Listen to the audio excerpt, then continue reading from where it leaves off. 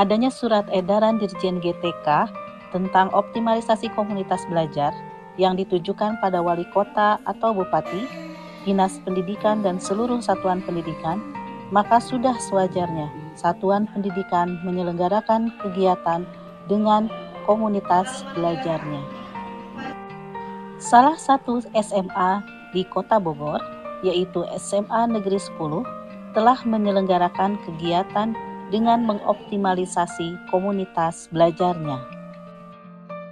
Kombel di SMA Negeri 10 itu yang akhirnya kita namakan Gubes 10, Guru Berbagi SMA Negeri 10 Bogor.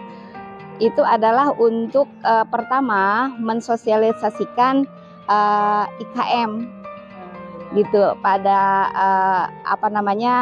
saat itu kan kita sebelum menjadi sekolah penggerak itu di 2022-2023 kita sudah melaksanakan IKM gitu.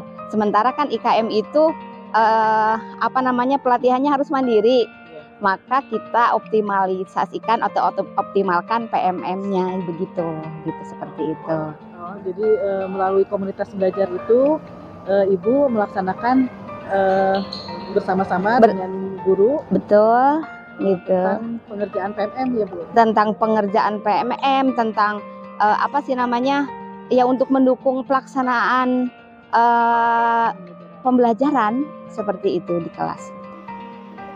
Di SMA yang telah berdiri sejak 2001 ini, komunitas belajar merupakan inisiatif dari guru-guru penggerak yang ada di sana untuk memecahkan permasalahan implementasi kurikulum Merdeka Mengajar. Saya dengan Ibu Hesti, guru sejarah di SMA Negeri 10 Kota Bogor. Saya sebagai sekretaris di komunitas belajar SMA Negeri 10 Kota Bogor yang bernama Gubes 10. Gubes 10? Ya, guru berbagi SMA 10. Okay. Sebenarnya mulai dari kapan ya ada komunitas belajar ini? Komunitas belajar ini awalnya sebenarnya dari program kurikulum Merdeka, ya implementasi kurikulum Merdeka. Kemudian kebetulan ada beberapa guru kita yang menjadi guru penggerak. Nah, itu ada kesesuaian materi tentang komunitas praktisi. Akhirnya kita coba untuk membentuk satu wadah di mana guru-guru itu bisa berbagi, sharing tentang beragam hal ya, positif mulai dari model pembelajaran atau ada pengalaman-pengalaman maupun wacana-wacana yang lain. Nah, secara resmi itu sudah mulai di SK-kan sejak tahun 2023 oleh Ibu Kepala Sekolah. Jadi niat awalnya adalah berbagi mengenai pelaksanaan IKM ya Bu? Iya, karena kan memang belum ada pelatihan resmi dari pemerintah, dan kita ada guru penggerak yang memang sudah punya semacam tugas juga untuk mengimplementasikan ya kepada rekan-rekan di sekolahnya. Jadi itu ada satu wadah untuk memfasilitasinya. Oke. Ada berapa Bu anggotanya sekarang? Anggotanya sekitar dari ada guru ASN dan non ASN itu sekitar 51 guru. Oh, semuanya ikut. Terus jadwal pelaksanaannya? Jadwal pelaksanaannya 1 bulan sekali. Nah, itu yang fleksibel itu minggunya. Jadi khawatir ada kegiatan. Jadi kadang kita jadwalkan di minggu pertama, tapi juga bisa bergeser ke minggu berikutnya. Tapi ajaknya itu adalah 1 bulan sekali. Dan mungkin nanti kalau sudah ajak ya sudah ini, kita mau menambah ke 2 minggu sekali. Jadi selama ini kalau pelaksanaan komunitas belajar nih lagi melaksanakan kegiatan, ada pendampingan nggak dari pihak pengawas atau dari fasilitator sekolah penggerak atau dari pemerintah daerah setempat? Kalau dari pengawas kita selalu membuat laporan ya, jadi beliau juga kadang ada PMO dengan sekolah penggerak. Nah, kita yang melaporkan ada kombel kita sudah berjalan apa, dan bahkan kita biarpun tidak bertemu secara langsung, kita sekolah yang di bawah binaan kepala sekolah, pengawas itu sering melakukan diskusi-diskusi. Memang sudah jadi ada rencana juga kita pengen ada kombel antar sekolah, tapi itu masih kita jadwalkan kapan waktunya. Kemudian apa saja yang sudah dihasilkan? Nah, kalau yang sudah dihasilkan terutama yang saya perhatikan ya, itu ada perubahan pembelajaran dari guru-guru.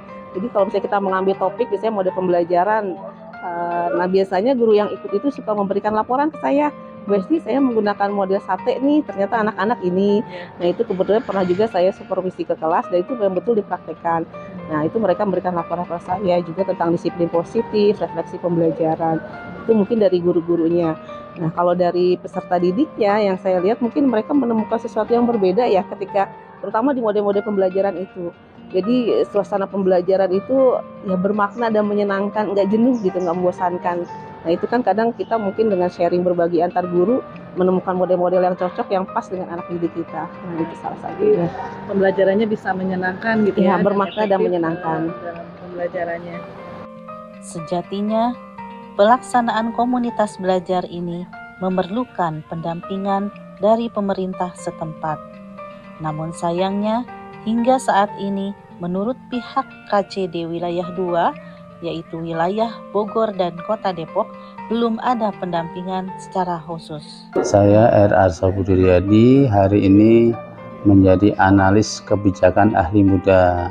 Semula saya kasih pelayanan, jadi yang diberi tugas untuk menanggung-jawabi program sekolah penggerak di cabang Dinas Pendidikan wilayah 2. Jadi selama ini kami tidak pernah meneruskan surat edaran karena pada dasarnya kami selalu mendapatkan informasi, mendapatkan arahan itu secara berjenjang melalui yang namanya PMO. Setiap bulan kami dikumpulkan, seperti bulan ini itu baru kemarin ya.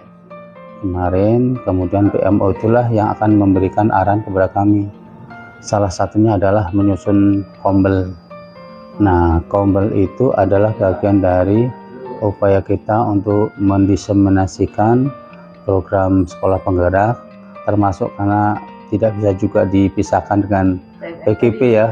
PGP, PSP, PMM adalah bagian penting dari aktivasi penggunaannya. Oleh sebab itu kombel beberapa kali kita lakukan monitoring, bahkan sengaja diinisiasi oleh BPGP waktu itu.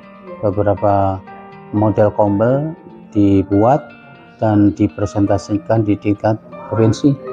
Salah satunya SMA 3 Kota Bogor, SMA 10 Kota Depok, dan SLB Negeri Kota Bogor. Namun ternyata meskipun tanpa pendampingan dari pemerintah daerah setempat dan baru efektif berjalan 2 tahun, ternyata komunitas belajar di SMA Negeri 10 Kota Bogor ini dapat berjalan dengan baik dan menghasilkan beberapa guru yang dapat melakukan pembelajaran yang efektif dan menyenangkan. Perkenalkan, saya Hafiz Wirahadikusuma, saya dari kelas 11F. Jujur, guru di SMA Negeri 10 ini sangat-sangat hebat, sangat-sangat memberikan pengajaran yang baik, dan juga sangat-sangat memberikan edukasi yang hebat. Cuman menurut saya guru yang paling hebat yaitu Bu Hesti, wali kelas saya kelas 10. Menyenangkan menurut saya, jadi saya kan dari SMP ke SMA itu beda untuk kurikulum ya. SMP itu saya menggunakan kurikulum K13 dan SMA saya menggunakan kurikulum Merdeka. Ya, atau bisa dibilang Merdeka Belajar ya untuk saat ini. Jadi Bu Hesti ini orangnya sangat-sangat, yang pertama sabar, dan juga ilmunya itu sangat hebat dalam ini. Dia juga salah satu promotor dari SMA Negeri 10 dalam Merdeka Belajar, atau bisa dibilang V5, Proyek Penguatan Profil Pelajar Pancasila. Hal ini terbukti pada pembelajaran di salah satu kelas ini.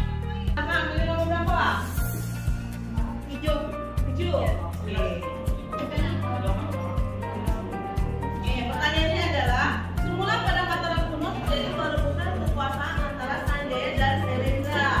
Kemudian terjadi persatuan setelah terjadi perlintasan politik antara. Oke, kita lihat jawabannya ya.